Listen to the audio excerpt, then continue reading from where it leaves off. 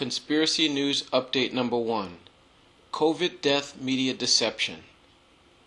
Earlier this year, in January, the mainstream news media ran a story of the death of Kelly Ernby, a 46-year-old Orange County Deputy District Attorney, and also an outspoken anti-vaccine mandate advocate. In the month before her death, she organized a rally against vaccine mandates.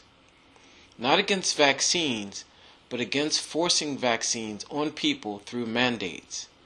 And so the media announced her death from COVID complications as a victory for vaccines, the vaccinated, and the vaccine mandates that she opposed. Throughout the pandemic, the mainstream news media has been inciting the people of this country against each other, based on if they were for or against the vaccines, by using misleading news stories weaponized against the minds of Americans. For example, this is how they wanted the people to believe she died of COVID: for daring to oppose the vaccines. But she didn't oppose the vaccines, only the mandates. And she did not die like this either. How did she die? She was at home gardening when a blood clot caught her by surprise and killed her in her garden. I will leave the link to the article in the description.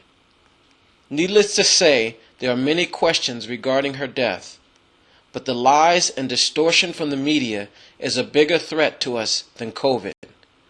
It is being used to divide us and keep us in the darkness of ignorance. Her death and the public nature of the reporting would come just days before the Supreme Court would rule on President Biden's vaccine mandates for all businesses with over 100 employees, which would be thrown out by the court in a 6-3 ruling. But if it would have passed, could have had a devastating impact on this country, with just under 47% of the country opposed to the mandates.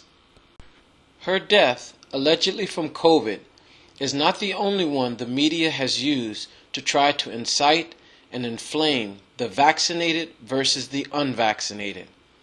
But it is one of the clearest examples. Rest in peace, Kelly Ernby.